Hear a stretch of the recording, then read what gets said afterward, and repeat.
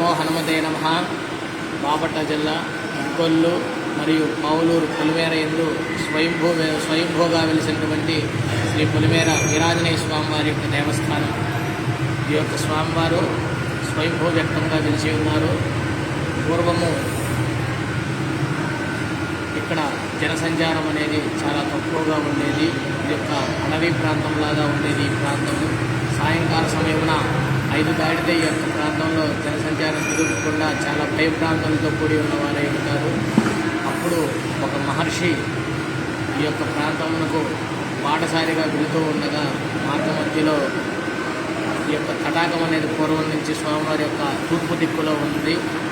సంధ్యా సమయం అవ్వడం వల్ల ఆ యొక్క సాధువు ఈ ప్రాంతంలో ఇక్కడే ఉండి స్వామివారి సంధ్యా కార్యక్రమాలన్నీ నెరవేర్చుకొని మన మీద కూడా దయ్యాలు దాడి చేయడం వల్ల ఇక్కడ ఉండే ప్రాంత ప్రజలకు ఆంజనేయ స్వామివారు తప్పనిసరిగా ఉండాలని చెప్పి ఆయన యొక్క తపోశక్తిని ప్రకృతిలో తారపోయగా కొంతకాలమునకు ఈ స్వామివారు వెలిసిన ప్రదేశం అంటే పైన గరుడ పక్షి తిరుగుతూ ఉండగా అది గమనించినటువంటి భక్తులు ఆ యొక్క ప్రాంతంలో ఉన్నటువంటి ముళ్ళ పొదలు బ్రహ్మజోడు మొక్కల పొదలన్నీ తొలగించగా అక్కడ ఈ యొక్క స్వామివారు స్వయంభూ విగ్రహంగా భూమిలో నుంచి వెలిసి ఉన్నారు.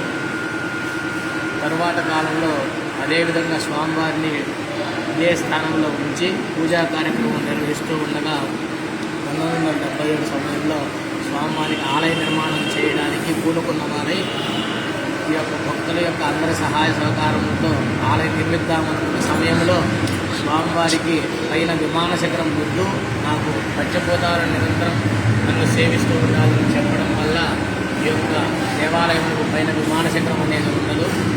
పంచభూతాల స్వామివారిని నిరంతరం సేవిస్తూ ఉంటాయి. ఇక్కడ విశేషం ఏంటంటే వచ్చినటువంటి భక్తులు వారి యొక్క స్వహస్థానంతో స్వామివారిని తాకి పూజ చేసుకునేటువంటి అవకాశం కల్పించి ఉన్నారు. అదేవిధంగా ఇక్కడ వైశాఖ మాసంలో వచ్చేటువంటి త్రయోదశి, చతుర్దశి, పౌర్ణమి అంటే ఈ యొక్క 2026వ సంవత్సరం 29 ఏప్రిల్ నెల మరియు 30వ తేదీ మే 1వ తేదీన తిరునాళ మహోత్సవ కార్యక్రమం ప్రతి సంవత్సరం వైశాఖ మాసంలో జరుగుతూ ఉంటుంది.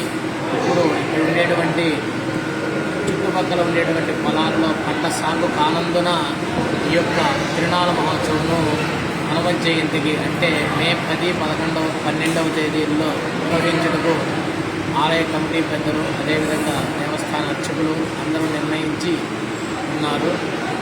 ఈ యొక్క తిరునాళ్ళను అందరూ ఇచ్చేసి జయప్రదం చేయవలసిందిగా కోరుతున్నాము. ఓం నమో హనుమతే నమః. ఇక్కడ